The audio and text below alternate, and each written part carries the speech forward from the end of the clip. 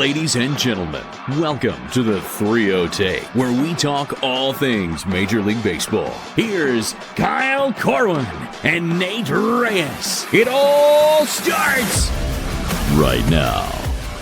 Oh, welcome back to the 3-0 Take, presented by Chinook Cedar. This is episode 593. I'll be your host, Kyle Corwin. I'm here with my co-host, Nate Arraez. Almost forgot my name there. Nate. KCJB, how are we? This episode is all I can already tell. You already know. We're going off the rails real quick. Speaking of going off the rails, talk about a segue. Patreon is now live. Hello. And you want to talk about going off the rails, buckle up, folks. There's going to be stuff on there. There's going to be, tell them, Nate, change-ups. AKA, if you don't know what change-ups are, if you're new to the show, if you're new to the pod, change-ups are bonus episodes where we talk about things completely unrelated to baseball. What are some things we've talked about already? The mall, flying, Costco, pizza, board games, fast food. You got it. Christmas, movies, music. Yeah, buddy. So it's where our heart lies, to be honest with you. Honestly, it's some of our best content, truthfully. It really is. Sadly. Yeah. Just being completely honest with you guys. Yeah. But there's a lot of perks. You'll get discounts on merch, which, by the way, in case I forget at the end, new merch dropping Friday. New merch. You will be able to submit DMs. It will guarantee you can get, within safe for work context, of course. It'll be guaranteed that they'll be read on the show. There'll be a chat that you can hang out with other baseball fans. It's called the Chasers Club. That is our exclusive Patreon tier. It's called the Chasers Club. Highly encourage you guys to go check that out. We're also going to do giveaways on there. Giveaways. Yeah, we don't know how that's going to look, but there's going to be some giveaways, whether it's cards, jerseys, tickets, maybe free dinner. We'll figure it out, but it's going to be on there. So get on there. Yeah. And maybe go consider diving into our personalities a little bit more and listening to those change-up episodes. That's really the bread and butter. It's my bread and butter. It's like where my bread is buttered. Whoa. Like Nate said, not entirely sure what it's going to look like. It's going to be sort of a craft as we go thing because Nate and I are always coming up with ideas. So we have a foundation for what's there right now, and we think it's going to be great. So we highly encourage you to check it out and join us over there. Go right now. Go. Pause this and go. But I will say, last thing, more ideas are going to be added as we go along because I'm very much looking forward to building up a community over there on Patreon. So go check it out. It costs less than a Starbucks cup of coffee a month. That's it. Just about everything. What a deal. What a deal. JB, that's not supportive. Oh, sorry. Come on, guy. Hold on. What? No. Rewind. No, that's all right. In this economy, you're saying everything is cheaper than a Starbucks cup that's of coffee? A good point. That's a very good point. Oh, no, that's a slight, okay. It's more of a jab at Starbucks. It was just a jab at Starbucks. I that's gotcha. All it was. An indirect Poorly timed. I was like, whoa. I was with Nate there. I was like, not supportive, but I taking a jab at Starbucks. Well deserved. I'm a Dunkin' guy, so take all the jabs you want. Boo, Starbucks sucks. Speaking of Dunkin', let's talk about Framber Valdez. News just dropped before we hopped on, so great timing. 3-year, $150 million contract, and if you're sitting there still wondering the connection between Dunkin' and Framber Valdez, there is none. But let's talk about Framber Valdez. Passan dropped the news on Twitter. Gets the highest AAV ever for a left-handed pitcher, as well as the highest for a Latin American pitcher, for those keeping track at home. Whoa. Do we like this fit? Framber in Detroit. Do we like the 1-2 punch of Tarek Skubal and Framber Valdez? Do we think that this automatically means, and I'm sure by the time you're hearing this, we'll know already, but do we assume that this means Tarek Skubal lost his arbitration case? Or the Tigers lost the arbitration case? Look, we've talked about arbitration, dude. Like, I don't think people understand that this goes to a courtroom and it is literally an arbitrator sitting in the middle, and you're having a team lawyer. Arbitrator? Is it arbiter? Either way. Yeah. It's like a Terminator, but for arbitration. Terminator. And there's a lawyer on the team side that is basically telling the Josh, can you Terminator confirm that? why that player is not worth the dollar amount that they're asking for. And they just pull out everything. And it ruins relationships. That's the whole point. So when you see these updates of like, you know, a couple months ago of like, you know, team and player agree to a number to avoid arbitration. Like, avoiding arbitration is a good thing. It's a big deal. This is just crazy because it's rare to see a guy that, you know, we're talking about off air, that's like a late bloomer who is kind of deep but still in control, and he's also like very much in his prime. And it's every once in a while these types of players kind of pop up. So anytime you go to arbitration court, I think it's already a risk that that's relationship is over. You know, whether they agree, whether they lose, whether they win, you know, whoever. But like, it's also what's said in that courtroom, right? Like, it's what that team lawyer is saying to try and settle for less money. So I would go ahead and assume that's probably done. And I don't care if they lost or won. I like the rotation. And while he's still a Tiger, I mean, that's nice, dude. You got Flaherty in the 3-hole. And some depth with, like, did Casey Mize start to figure some stuff out last year, right? Like, I'm rooting so hard for Casey Mize, man. I want him to be good so bad. I know. And we've seen brilliance from Reese Olson. So right, if that rotation can find it collectively, that's going to be a dangerous rotation. Yeah. It is a group of arbitrators, not arbiters. Good call out, though. Multiple terminators. There are slight differences between the two. We're a group of arbitrators. So what's a single one then? An arbitrator. It's still an arbitrator, yeah. But MLB specifically, there is a group, not necessarily. Oh, present, you mean? Yeah. There's not just one, but it's just salary disputes that they settle. And from my understanding of what I'm reading, an arbitrator is a neutral third party to resolve disputes through formal blah, blah. An arbiter is a broader term for a person with authority to settle disputes. Less formal, not necessarily.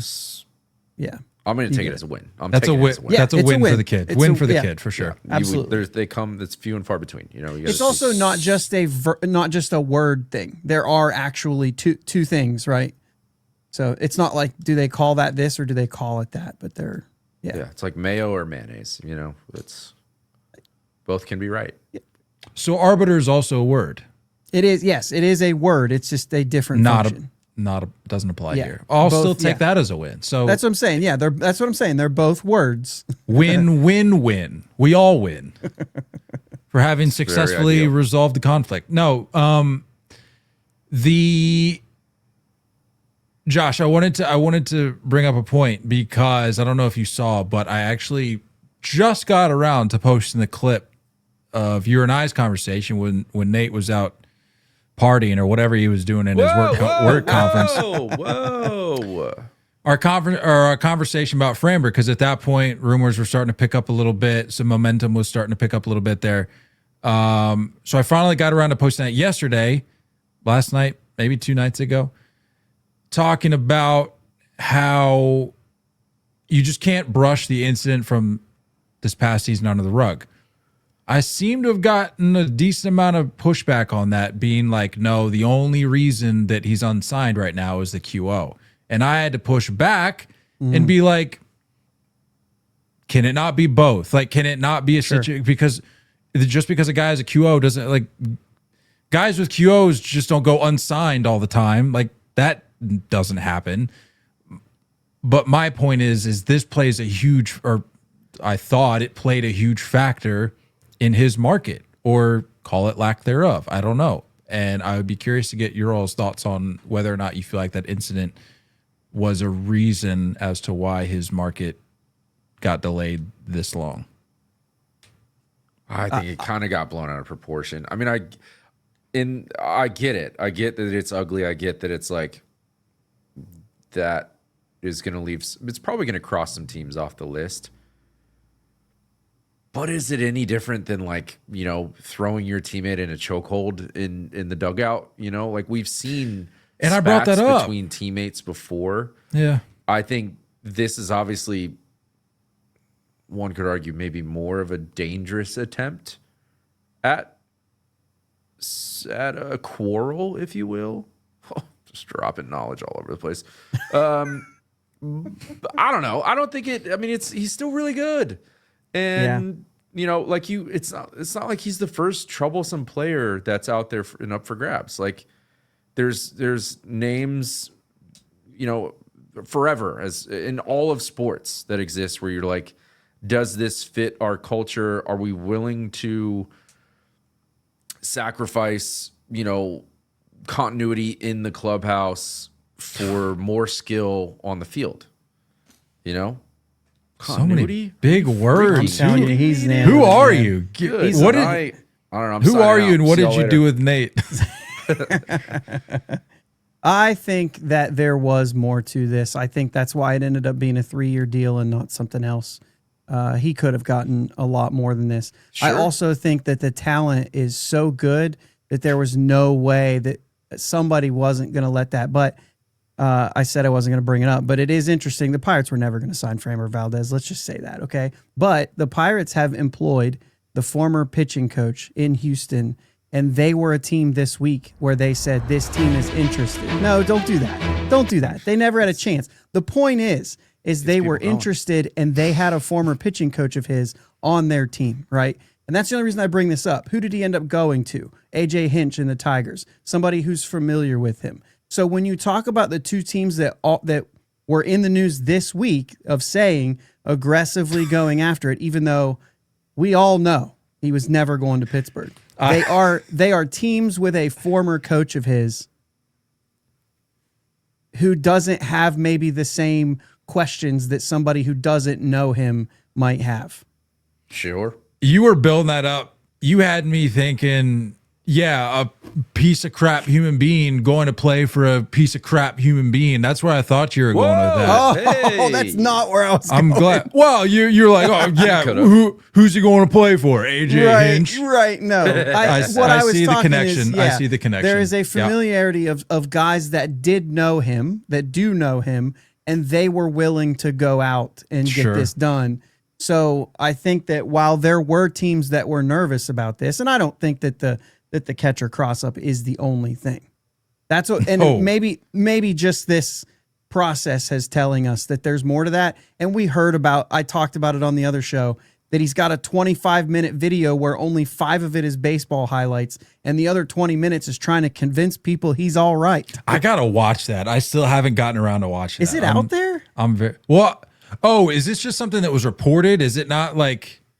Yeah, this is just what they're passing around internally to other. He was presenting this to teams. Oh, okay. This is just like a pitch. I don't know that it's out there. That would be fantastic. I thought this was just like a Framber Valdez YouTube account, and he's just like, "Hey guys, just so you know, I'm actually not a half bad guy." That would be fantastic. All right. I feel like last note. I feel like the Orioles once again kind of pooped down their leg when it came to the free agency pitching market. Yep. So there's a note there. Moving on. Great move for the Tigers, though. Yeah, love the rotation. Fantastic. Soft-ish landing. I don't know. There's an opt-out, right? There's an opt-out after the second year, and there is some deferrals. I haven't seen what they are yet, but there's some deferred money opt-out after the second year. Second year's smart too, because there might not be a 2027, so you might as well get paid. Can you remind me what the contract structure is for Alonso's contract? It's not possible he's gone after this year, is it? Because I was going to say, you mentioned missing out on Framber for the O's, and it had me thinking like, well, you can't after going out and getting Alonso, you can't say they're entirely allergic to bringing in the big name. But if it's one of these Corbin Burns opt-out situations again, then I can't even give them that credit. So I need reminded on what no his opt-outs. No opt-outs, and that's for 5 Okay. 5 years, 155. No opt-outs, limited no trade clause. Okay. But again, maybe I'm not we already made the point. I can't say that like the Orioles completely missed if they feel like that's not the fit for them, specifically based on that incident, and maybe it's a little bit of like a cancer to their culture. Like I get that, but at the same time, it just kind of felt like that was the last name. They've already had a great offseason. I feel like they're making strides, and this just felt like a miss based on their needs. But like you said, you take into account the other factors. It might have not been. But that issue was there before he was the last big fish. You know what I mean? Like we knew that already. So like, why didn't they go get someone else? Eugenio Suarez next up on our list. 1-year deal with the Cincinnati Reds. Josh, were you and I talking about this before we hopped on? I'm glad he didn't end up in Boston. Yeah. Improving the defense was one of the team's biggest needs that they were claiming. Sure. So if you're going to get rid of Rafael Devers and ultimately, I mean, I know obviously Bregman, but if Suarez is in that pipeline, what are we really saying there? Not to make this about the Red Sox, but I just know that talking about, going back to how certain teams are tied to certain guys, the Sox were one of those, as were the Pirates, actually. Let's go Pirates! But alas, does not end up with either of those. Ends up back in Cincinnati with a little reunion. $15 million, did I already mention? Mutual option for the 2027 season. Side note, a mutual option has not been picked up by any Major League Baseball player since the year 2014. Name that player. Oh, I actually don't know. I just heard somebody saying that. Do you know it? No, that's why I'm telling you guys to name that player. I've got some great pulls. I've had some good pulls over the years, but I don't have that. Yeah. Can I throw out a name and just see how close or how far? This is kind of like a little impromptu trivia. The last player to pick up a mutual option back in 2014.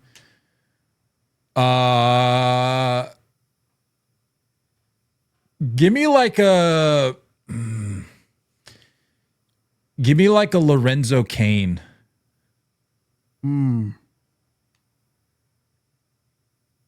I don't think I have it, but what I do have as far as what I've searched for, one example is before the 2013 season. Oh, it says 2013, 2014. Either way. Yeah, okay. Maybe this is it. It's the Colorado Rockies, and it's Matt Belisle. Is that how you say it? Belisle? Classic. Yep. That's the last player. Close. Lorenzo Cain was close. Yeah. Jason Giambi, $1 million for 2012. As a Guardian, Indian. What was he back then? How close was your guess, Nate? I didn't have one because I knew it was going to be stupidly off, like yours. Well, that's kind of the fun, That's the fun of it. Cleveland, yes. Eugenio Suarez. I think this just goes to show you our game is shifting back to the what baseball is, man. Like, please explain. Mm-hmm. Defense, putting the ball in play. Like, I understand your immediate threat of 40 plus bombs, But like, let's get, let's focus on our guys that can provide more than one dimension. And I think that's what the market kind of told us about Gino. And he very well could go out and do the same thing. Like, I wouldn't be surprised if he throws up another 40 and hits 245, 250. Like, I wouldn't be surprised if he did that. He's familiar there. It's probably why. I think that's why he chose the Pirates, from what I read. Reds. Chose the Reds over the Pirates, was just familiarity and being in that stadium, and being able to be able to prove it deal and kind of pump up some numbers a little bit.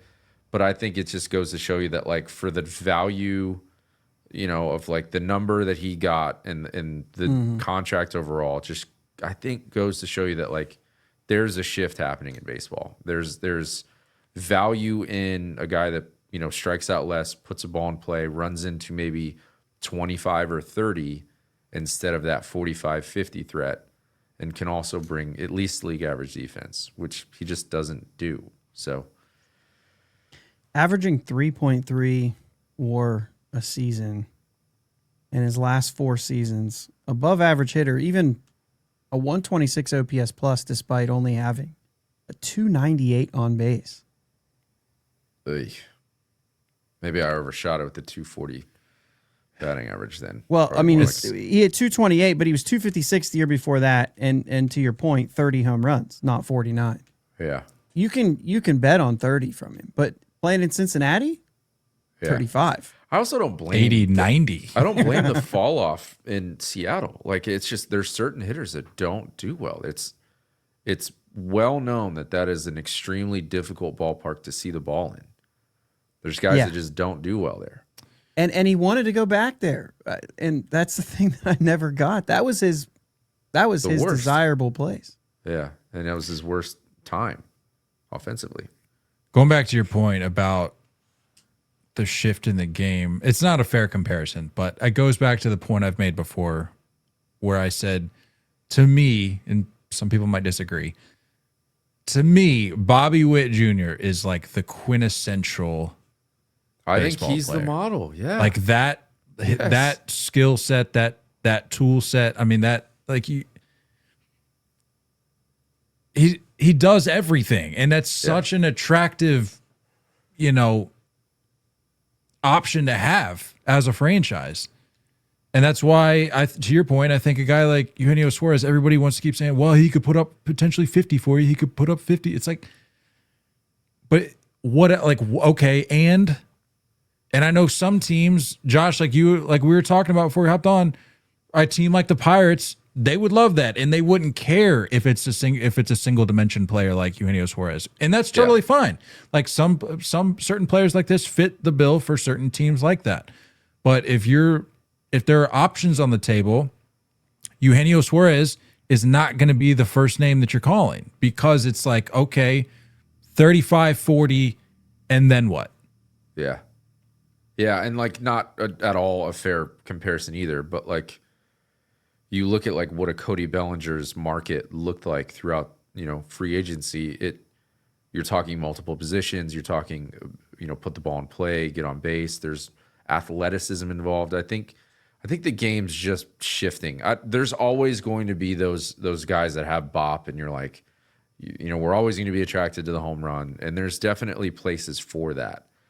But when you're talking about maybe, not having a 2027 season, and, you kind of want to see what maybe someone in-house can provide over a, $15 to $20 million paycheck, it's like, I think we know what Gino Suarez is. So, like, I'm curious to see how the market, looks moving forwards for some of these other comparable names. Can I just sprinkle in, though? I mean, when you talk Bobby Witt Jr., you're talking about the superstar on any team. Sure, which is also why I said not a fair comparison. Right. And so I think there will still be a place for guys like this. It just goes back to, I guess, to further push your point here, Nate, is baseball teams have to be a baseball team. You've got to have all different kinds of guys on it. I mean, this show talks about a couple different one-dimensional players. One of them hits home runs. The other one is touting that they lead everyone in singles. You know what I'm saying? So like there is still room for players that do all sorts of like one-dimensional things, but this is why his market, instead of getting 3 years and 60, this is why he ended up with 1 year 15. He's like a hitman, dude. He's like, best case scenario, he's a Nelson Cruz. You know what I mean? And then worst case scenario, you're getting, just someone kind of fading into the back half of their career. Here's the comp for you. Backyard baseball, Eugenio Suarez's skill balls, all in hitting, all in power. Yeah. Nothing else. Yeah. And he signed to be a DH in Cincinnati. So even for him, smart move. Speaking of the Mariners, Brendan Donovan picked up by the Mariners in a 3-team trade. Didn't this happen like right at the time of something else? Didn't something happen? Because I thought Passan was the one that dropped it. I thought there was something. Maybe I'm misremembering. Probably.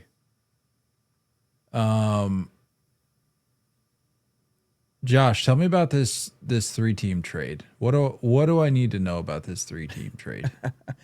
Brendan Donovan to the Mariners from St. Louis.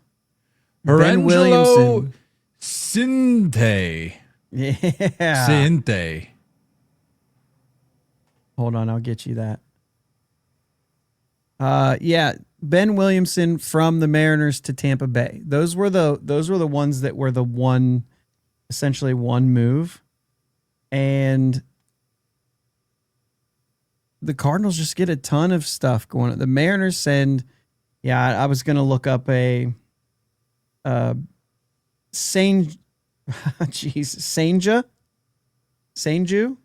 Maybe Senju? His nickname is Lou. So they're sending Lou and Ty Pete and a competitive round pick, number 68 overall. And the Rays send Colton Ledbetter and a comp pick to the Cardinals. So, like, there's a lot going to the Cardinals here. Yeah.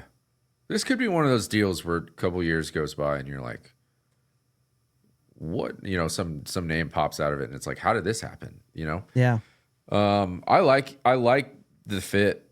I like Brendan Donovan. Is he going to play third for them? Is that what they're saying? I don't really know. Their whole infielders are lefties, by the way. Yeah, very lefty. Which is interesting. But I do like him. I mean, he's. I think he can kind of go in different roles. You know what I mean? You can throw him up at the top of the order. You can kind of put him down in the bottom of the order and have him flip it over. I mean, he's gonna hit 280 and have a 120, 130 OPS plus and have a bunch of doubles. I don't know how he grades defensively at third, if that is the case.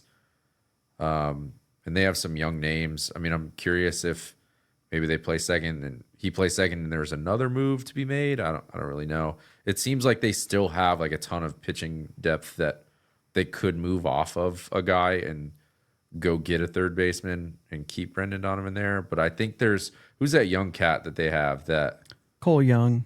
Yeah, that they're going to have to eventually let him kind of play and see what they got there. But I like it. I mean, the Mariners, saw issues with their lineup and they solved it at the deadline last year. They're continuing to solve in the offseason. Like, good for the Mariners, dude. They're moving in a good direction and they're moving at like a middle market team pace. And it's realistic and it's something that, like, if your team fits that bill, you kind of hope that this is a similar blueprint to follow.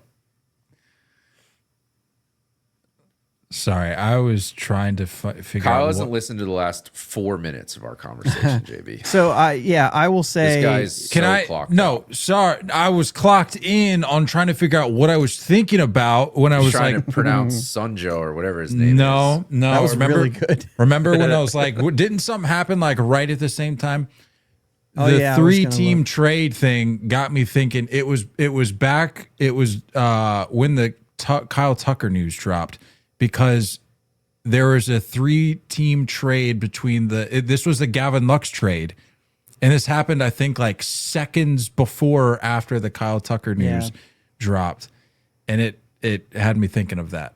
You Not feel the better? Same thing. I do. Yeah, that was gonna kill me if I could not figure it out. You're justified. You're good. Yeah. Way better. So Fangraphs has Cole Young right now as their second baseman, Brendan Donovan as their third baseman. But what's really good about this is if Cole Young is not getting it done, they have one of the top prospects in their minors, Colt Emerson, who is a shortstop third baseman who could also come up. And so they've got a little bit of leeway here. Those are the 2022 and 2023 first round picks for Seattle. Both of them picked number 22 in those drafts.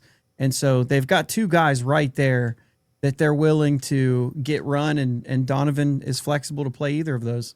He hasn't played a lot of third, but it's actually, as far as defensive run saved goes, it's his best position. I was also thinking of Master Boney. That is not how you pronounce that. Yeah, it is. No shot. Yeah, it is. Master Boney. Yeah. You live under a rock? It's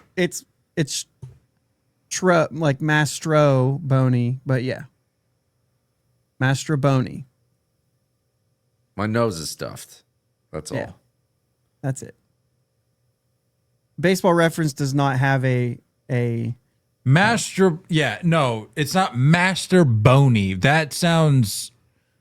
I mean, it sounds bad either I could go any sort of direction with that. Is what it is, guy. I didn't name him. It's definitely not Master Boney. I know that much. That's crazy. I got allergies going right now. Anyway, that's the other name I was thinking of. But it's still just a bunch of lefties. There's a lot of lefties. Miles. So, that's it. That's all I got on that. I don't really know anyone else in the trade. So I'm sure the Rays got some freaking stud out of it because they always do. I'm glad you mentioned stud, because you know who is one? Jacob Wilson. And he got paid, all things considered, given the circumstances. 7-year, $70 million extension, includes a club option for an 8th season. I tell you what, I couldn't be more thrilled for my Sacramento A's of Oakland pending Las Vegas. I couldn't be more thrilled. They've got a solid core, and I'm very excited about all of it. Yeah. I feel like I wouldn't have taken this deal if I was him. It's hard to say. Ooh. Oh, here we go. Don't say that in front of Josh. Nope. Josh is going to say, I would have taken 40,000. No. I would be in the big leagues for 40K all day if they're paying. If they're paying. Okay, maybe I overshot. Maybe I overshot. Now that's an interesting question. What's the lowest amount of money you would take to play in the big leagues, realistically? Ooh. I mean, does it automatically mean I'm good enough, or do I have to go? Well, you're in embarrass the myself? big leagues. No, I mean you're there. Like you can hang. Like you're All right. you're feels contributing. Like league minimum. See, I would take way less. I would probably. Yeah, I don't even need league minimum. I would probably pay for free, knowing that like they do the partial pension thing, and if I make it like 5 years or 6 years or whatever, and I'm end up getting paid like 150K for the rest of my life, I'm in. I'll play for free during my window. You know what I mean? I'm a team guy. I want you to spend that money elsewhere. I don't think I knew that was a thing. The partial pension. Is it? They're what triggers it? 5? I think they're the JB. You could correct me on this. It's 10 years for max out. I think it's 250K per year for life, plus benefits. But they are the only league that I think does partial pension. So you can do 3, 4, 5 years of service, and you'll get like a percentage of that overall payout. So You know, if a guy does 4 or 5 years, he probably ends up still making like 80 or 90K a year not playing. The only league it does that? I don't think any other league does that. Oh. It might be more confusing than that. This says that partial pension is earned with a minimum of 43 days of service time, but then it continues to move up. Right. So it's more confusing than that. But yeah. There's some kind of equation that gets you that point, but you still make some interesting. money. I don't think I even knew that. Yeah. Pretty neat 10 years stuff. is when you vest. That's what I was looking for. 280,000 plus annually. Sick, dude. What were we talking about? Oh, Jacob Wilson. The only reason I said league minimum is because I would assume that you have to make league minimum. So I would, you know, not I'm sure the this Dodgers exercise. will find a way around that at some point. But yeah. we're We're only giving him $50, but we've deferred the rest of it. Whoa, shots fired. I just feel like he probably could have made more. I mean, I get the, you know, you buy out pre-arb years and don't have to deal with arbitration, but I just feel like by the time arbitration was going to start coming around, he'd be worth more than $10 million a year in my mind. So just to give you that breakdown, first year of arbitration, $4.5 million, which is pretty good. That's a little bit above like a normal player, but he's already good.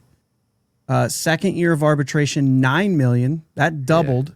That doesn't happen all the time. Third year in arbitration, $12 million, which is a decent third year of arbitration.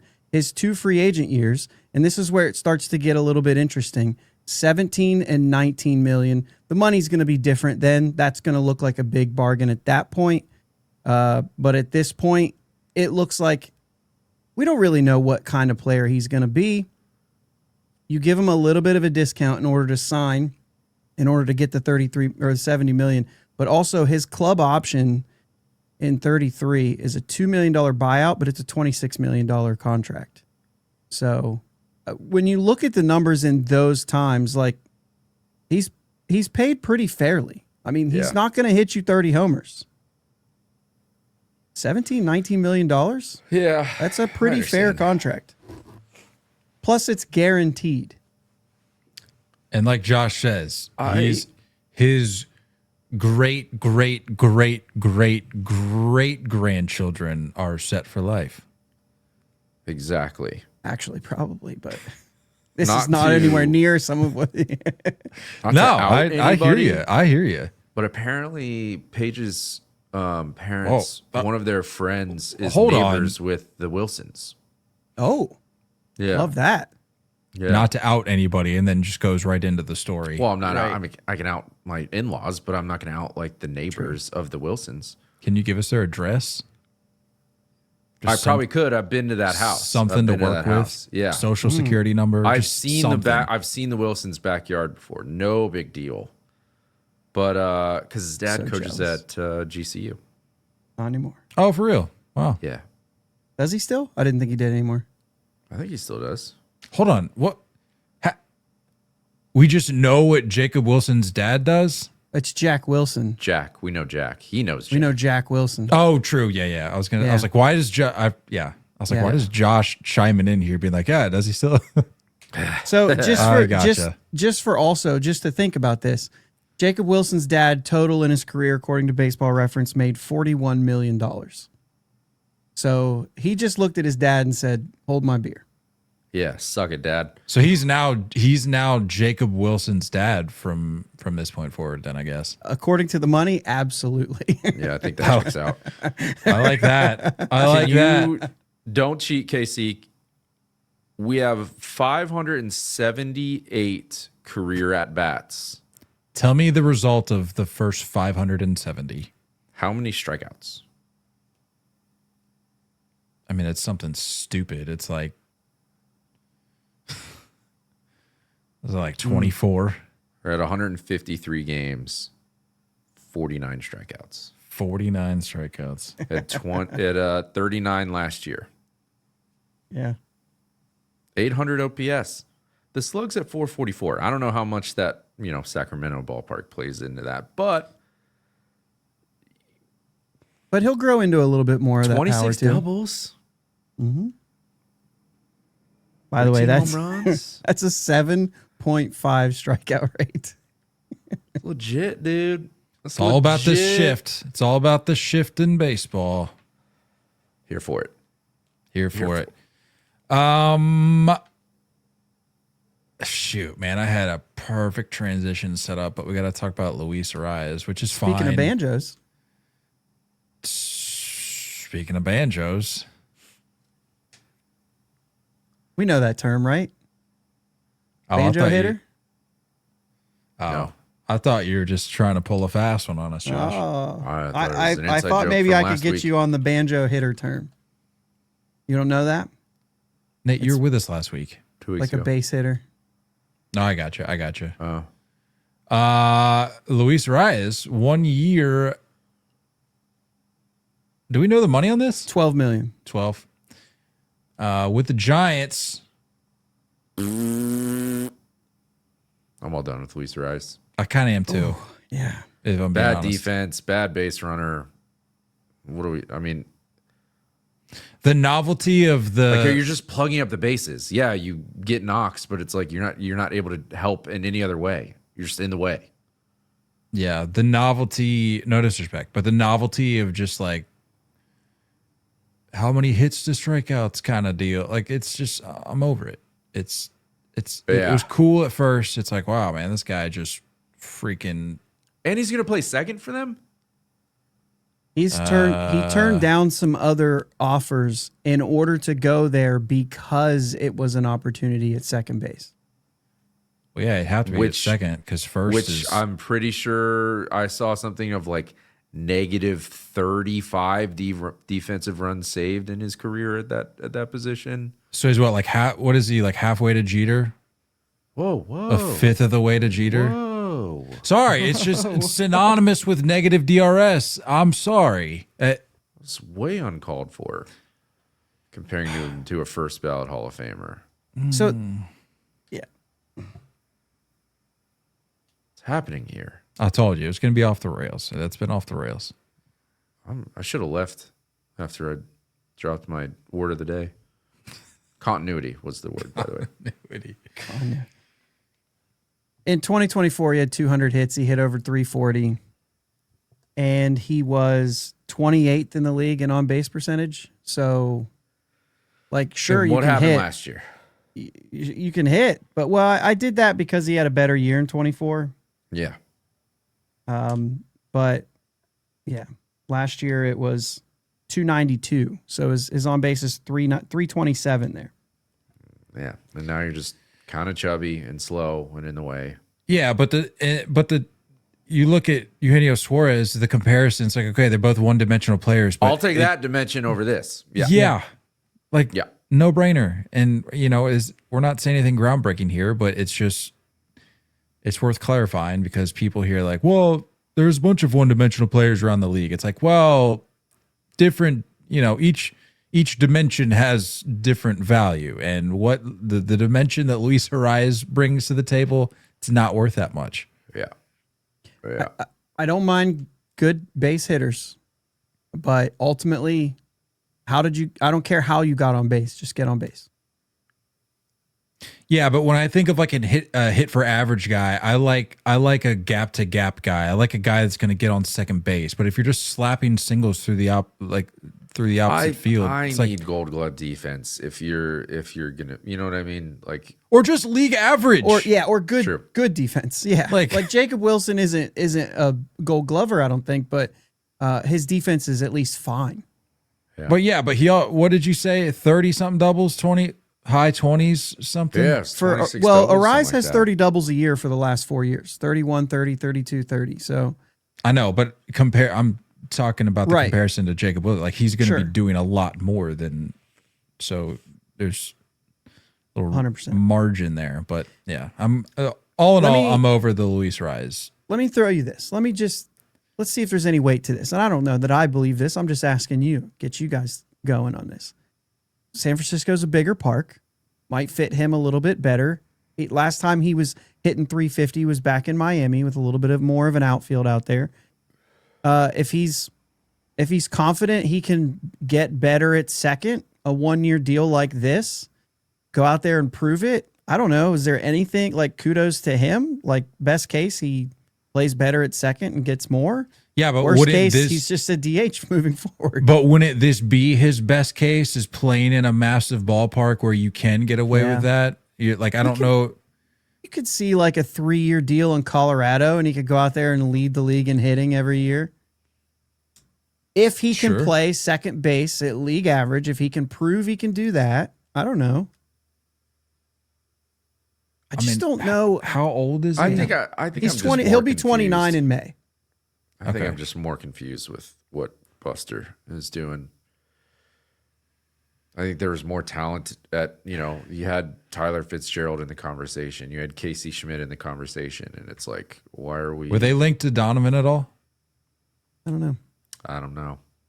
I'm kind of confused as to why you wouldn't want to get... Like Tyler Fitzgerald, I thought, before Willie Adames was there, was kind of like their main option at short. And I know these aren't Buster's guys, and that's probably why he's moving on. But it's just like, I don't know. I'm all done with Luis Arraez. Speaking of being all done, see, I picked it. I missed out on my transition prior to Master talking to Luis Arraez, but Mastro segue, or I was granted a gift. I was given a gift of another segue. Speaking of being all done, speaking of moving on, hit the road, Jordan Hicks. No disrespect, although some, because you were kind of cheeks for us, and I didn't appreciate your services. But the White Sox acquire Jordan Hicks via trade with the other Sox for David Sandlin. Josh, don't ask me how I feel about losing David Sandlin, because frankly, don't really care. And I'm just being completely honest. The bonus here is getting rid of Jordan Hicks. Was he that bad? He was terrible. And it's just an added layer to the Rafael Devers saga because he was part of the return, and it just makes it look that much worse. One of the 21 worst games trades pitched for the Red Sox, 8.20 ERA. Whoa. Is that good, Nate? Is that good? 1.98 whip. Whoa. Yeah, not good. Good ad. Good move. Good move getting Devers out of there. Well, I mean, that's what I'm saying. Like that was the immediate response is like, really? It kind of goes back to the Mookie thing with by the time it was all said and done, we pretty much didn't have anybody left at the Mookie trade. Yeah. But with this, it's like you're gonna ship him out. It's like, well, I'm not gonna buy into the whole sunk cost thing. Like he's bad, so let's get him off the team. I don't care that he was part of the return for Rafael Devers. He's not good, so let's cut our losses and ship him to Chicago. Going back to Chicago. And there's more pieces in Boston from that trade, right? Yeah, Kyle Harrison. Right? Kyle Harrison. Is Tibbs still there? I want to say yes. Jose Bayo, any relation? No. Okay. I'm excited to see what Harrison can do. I liked him for a spot start in fantasy here and there. Goes a long way. Goes a long way in my book. Yeah. So we'll see. Full trade included 3 players to be named later. Did you notice that? I saw that. Yeah. 2 of them going from Boston to Chicago, another one coming back. Yeah. Odds on one of those guys being the same guy. I've seen that happen before. The same guy. I'm in a freaking player to be right named now. later gets sent to one team, and then they never really fulfilled it, but they sent the guy back. I think I've seen that before. Wow. This is news to me. I didn't know that. Well, we don't have to go down that path. Cool. You can go wherever you want. Good for the White Sox, man. Making moves. Doing something. No, not good for they. You're adding slop to your staff. Speaking of slop. No disrespect. Speaking of slop, tell you who's not slop. Clayton Kershaw, Joey Votto, and Anthony Rizzo being added I don't know. I mean, it's official, right? At this point, I saw it was reported, but I don't know if they've signed, if they put pen to paper yet. But set to join the NBC crew for 2026 TV coverage. That's a roster right there. Do you think? I feel like of the three, I feel like I'm leaning Votto. Gonna be a soundbite machine. Yeah, yeah. And I love Rizzo. Yeah, Rizzo's great. Yeah. I feel like I don't know about Kersh. Yeah, that'll be interesting. Honestly, I'm surprised that he's even agreeing to do that. Little kids, just go home for a bit, man. Just hang out for a sec. That's kind of wild. Well, did we even talk about the fact that he's joining? He's with Team USA for the World Baseball Classic. Did you see that? Yeah. What is this role? I'm confused. Is he gonna? You think he's gonna get on the bump? I would love to see it. I mean, I need him to close it out. Actually, that's what I want.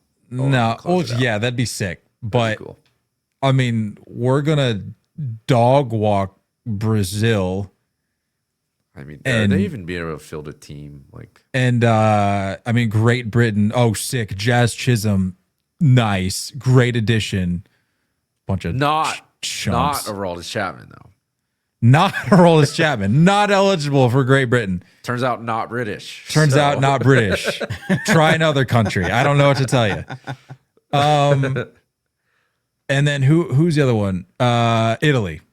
I mean, can we get Kershaw on the bump for one of those three, please? Yeah.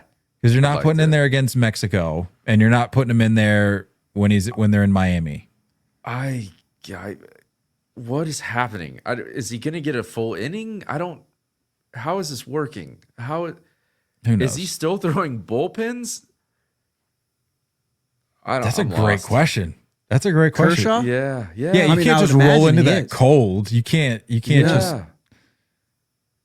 Adam Ottavino is also pitching in the World Baseball Classic.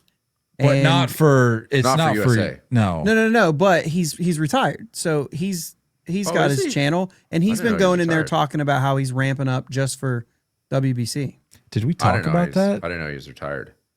I don't remember if we talked about that at all. I don't know why we would have, but who's he pitching for? The Mets last, right? Oh, what country? Oh, he's pitched for him before. Is it?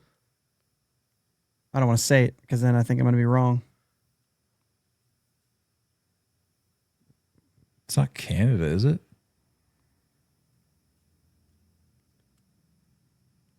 While you're looking that up, did you see all the stuff with Puerto Rico, by the way? Yeah. That was scary for a sec.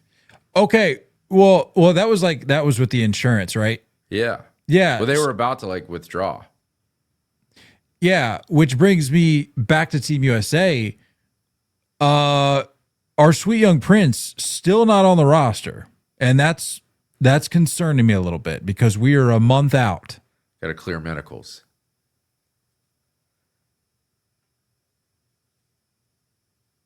Josh, just type in plenty of guys that can. So there is those rosters are set to come out this week.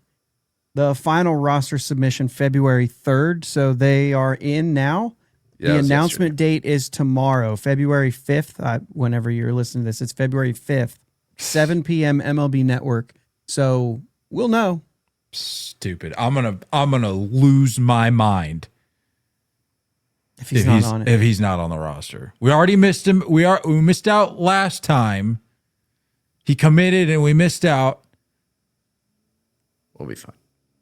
So Ottavino pitched Italy. Italy, who he has pitched for before, as well as pitching for the United States before. But he's been talking about his on his YouTube. He's been talking about his ramp up and his workouts and throwing and everything. But I don't believe he's pitching anymore. Yeah, that's interesting. That's a good question. I wonder what Kershaw is doing. He's got to be. You can't just roll right into that. So he's definitely pitched 3 games last year for the Mets, right? For the Yankees, 1.2 innings. What? Mets in 2024.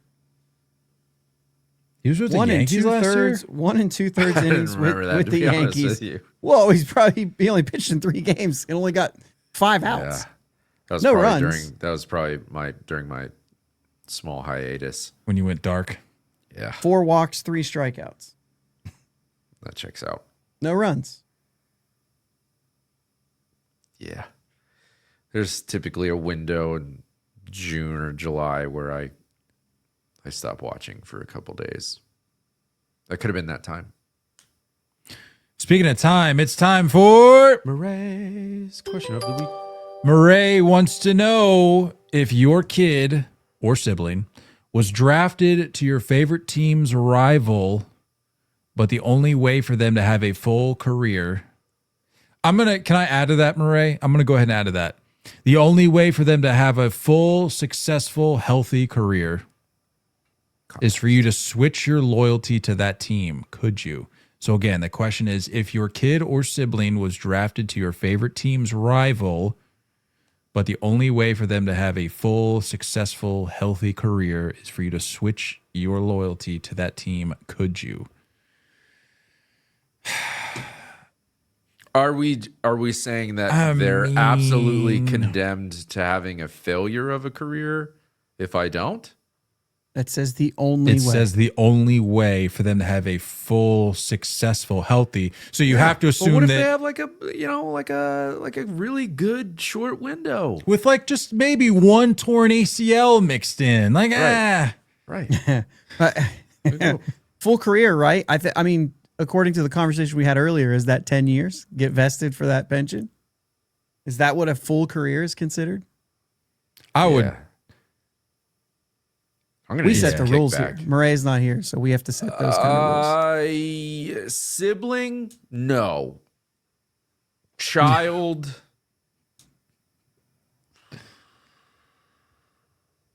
I'm gonna say I'm more likely to do it for the child. I'm trying to put myself in the shoes of Mr. Schlittler, who known, right? That's a Boston family, or at least a Massachusetts family, big Red Sox family. I don't know. You're so obsessed with him. I don't know. I know. I'm simply just making a point. That guy lives in some strange reserved spot in your head. I don't think I've mentioned Kim Schlittler once since October, but sure, let's ride with that point, I guess. Super obsessed. Anyway, big Red Sox family. So I'm trying to think of what it would look like to be. Actually, that's the exact scenario right there. And they said, they're like, "Oh yeah, we're big Yankee fans." No, you're not. You're not big Yankee fans. You just don't make that switch. I have one more question. And I don't know if I could, to be honest with you. I don't know if I could. And it does say switch. So you have to actually say, I'm no longer a fan of my favorite. Like it's not like I root for them and I still root for my team. You have to actually switch. I mean, either way, I'm going to say it's 100% yes. I think it's even easy. I think that's easy. You're a better man than we are, Josh. Ooh, I just think that if you're in that situation, like we see it a lot. I think if you're in that situation, Josh, no disrespect, who are we switching to? Yeah, well, that's a good question. You guys have a bigger, have a bigger rival than I do. Well, that's a valid point. Who are you switching to? I would say the Phillies. My most hated team would probably be the Cubs. I could see that. See, that'd be an okay switch for me. Well, yeah. So, that's what I'm asking. Is this team specific? Like, is this contextualized Cubs based on the team? Cool, man, it's a cool franchise. I would struggle. I really, really, really would. I don't think I could do it. Sorry, kid. Go to trade school.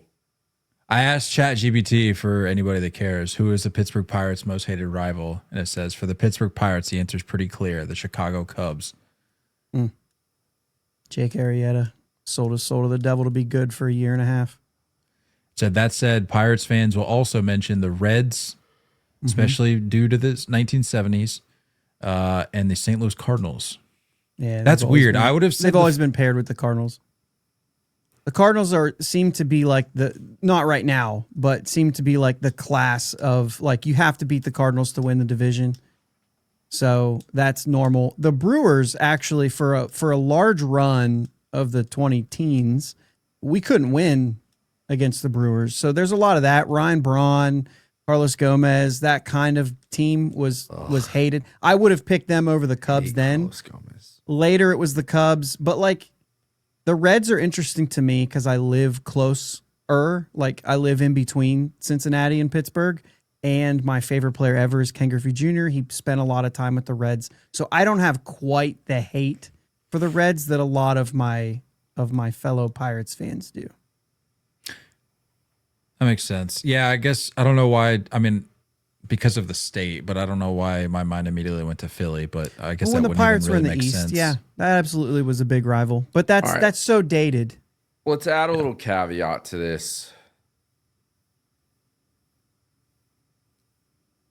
Let's take the Red Sox and Yankees off the table and let's go to like a secondary rival, like the Mets for me. Oh, yeah. And what would you say for the Red Sox?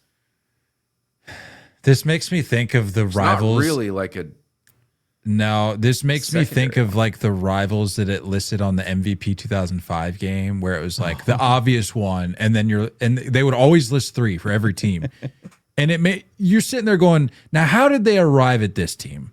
Like one of the teams for the Red Sox was the Braves, and it's like, okay, are we really just Boston Braves? Yeah, are we just talking like a trillion years ago? Is that how we arrived at this conclusion? But anyway, I would probably say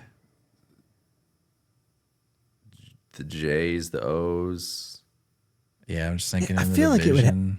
I guess the inner city thing is a difference, but other than that, I feel like it would have to be division. Yeah, I don't even like the Mets as an answer for the Yankees like that. But it is in the same city, so I do get that. But that's that just the seems only secondary rival. But it just seems so obviously big brother, little brother situation. Like it just doesn't even seem. And hey, I'm giving credit to the Yankees there. I don't know. I think the Mets would be harder to switch to than the Red Sox. For the Yankees, I feel like a team around the division would be a much better fit for the Yankees rivalry than the Red Sox rivalry, right? I mean, because you guys don't get all that along with like the or. Who is it? Is it the Jays? The Rays had a little bit of a window. I hate the Blue Jays. I don't know. So what's your answer? You doing it or not? No. Sorry, kid. Invest that signing bonus because your career is going in the toilet.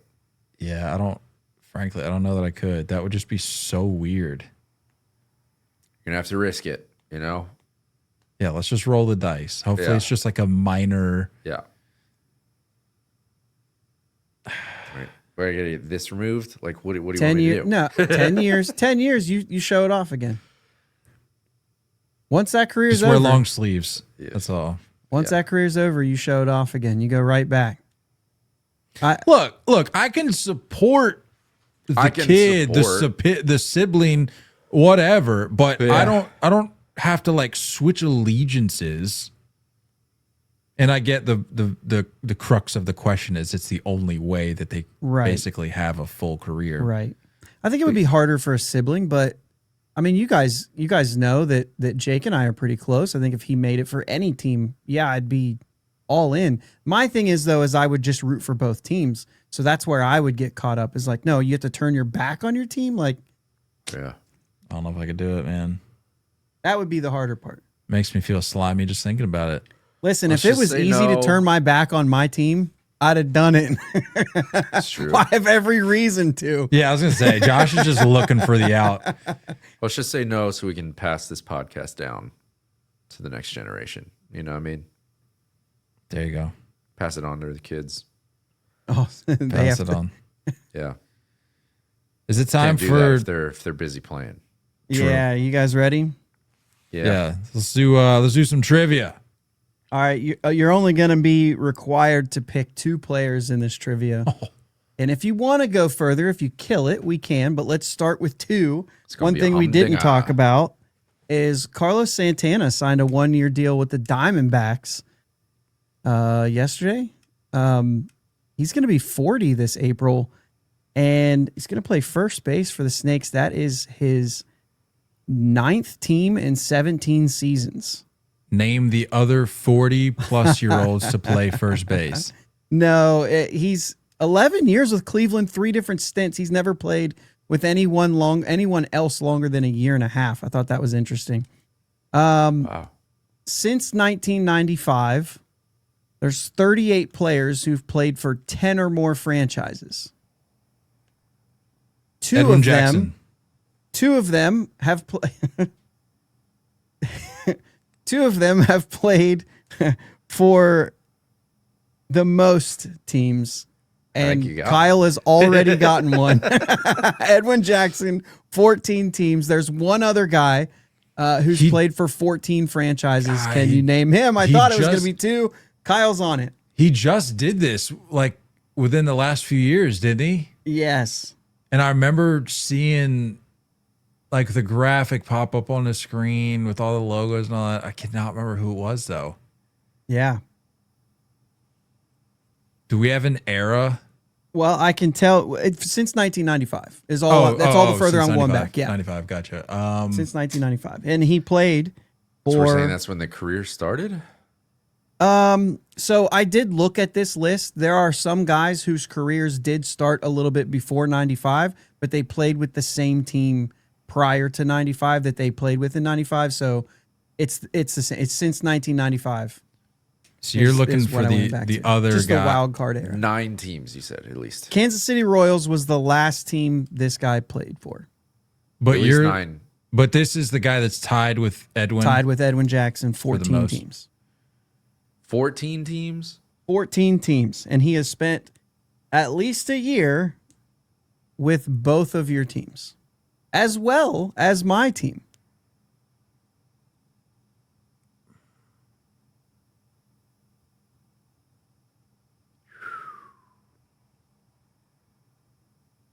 Royals being the last team. Royals were the last team. Oh. Is it Billy Butler? No, it's not Rich Hill. Kyle's got this. Is it? You got to give me an answer. It's Rich Hill. It's Rich Hill. Hey! Good for you. There is one guy that pitched. I'll even give you pitched for 13 teams. Since you're on a roll, do you want to give it a shot? This one's going to be tougher. Jamie Moyer. Oh, Jamie Moyer is, well, see, that's gonna hit the 95 threshold. But let me look him up and see where he's at, because he started in 86. No. Just 8 teams. 11 years in Seattle. So not Jamie Moyer. It is a pitcher, and I'll tell you, he's a relief pitcher. Started in 99, finished in 2013. He did pitch for the Yankees at one point. Oh, yeah, he did. I remember that. Finished in when? 2013. I remember him pitching for the Pirates, too. And you said he finished with the Yankees? No, he finished with Detroit, but he pitched for the Yankees for 14 games. Was he there like the end? Benoit. Nope. Obviously in the right era, but. What are we guessing again? How many? He played for a bunch of teams. 13 teams. Reliever. This is third on the list? Yeah, this is third on the list. All right, Bonus if you can get the only position player to get up there. 12 teams for this. Stephen Drew. No, not on the list. Seemed like you bounced around a bunch.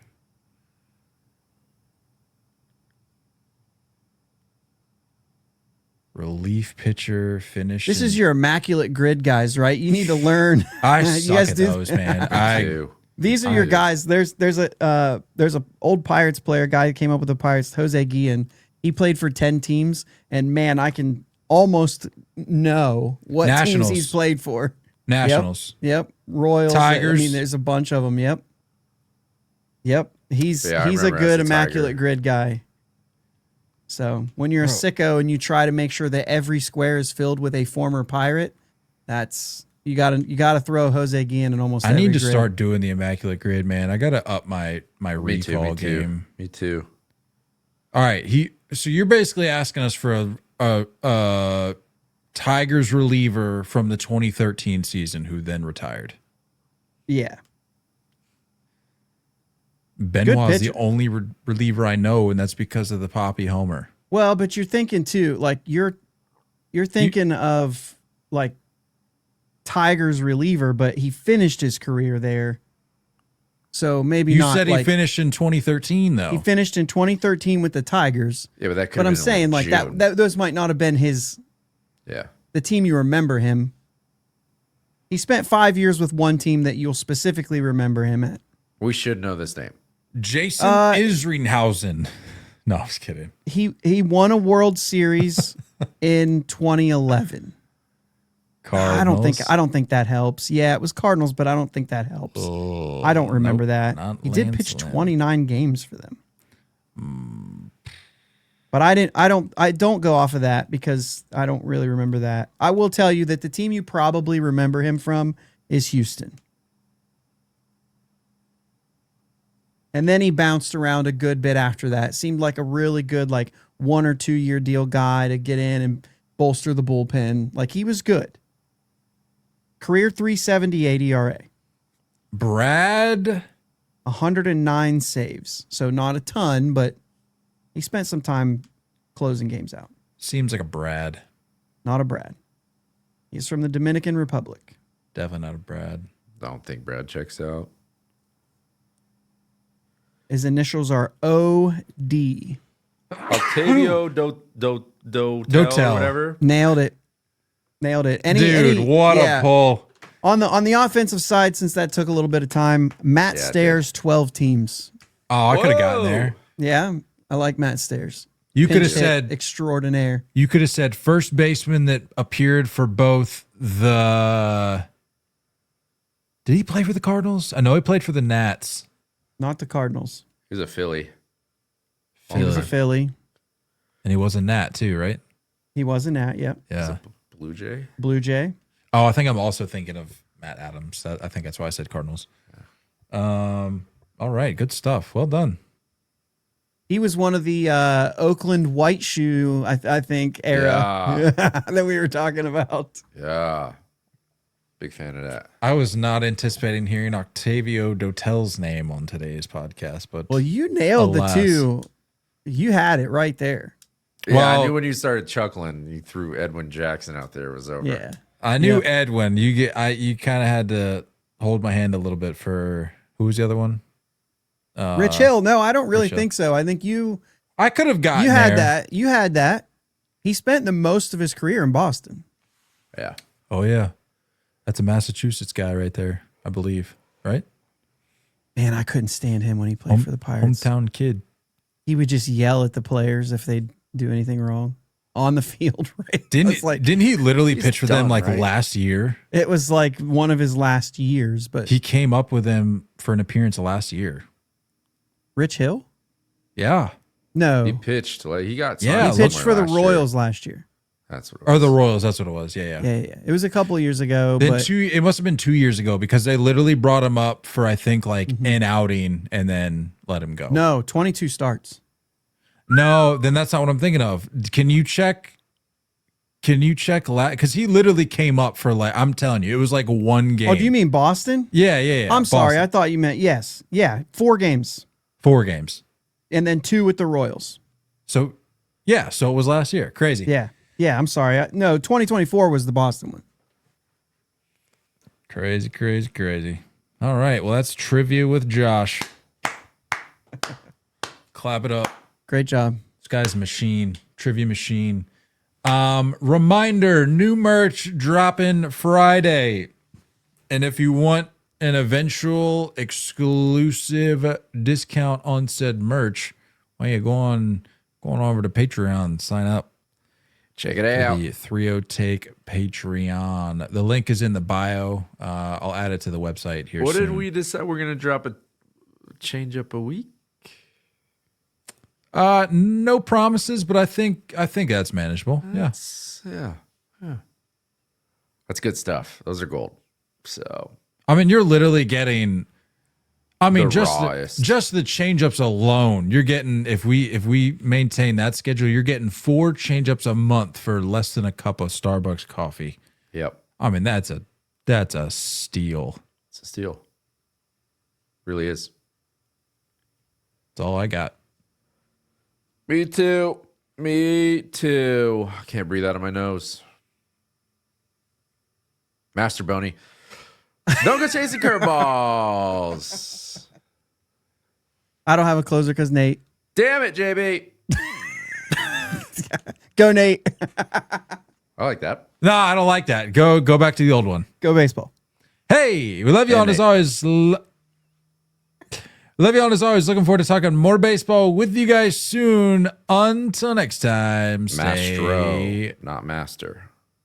filthy.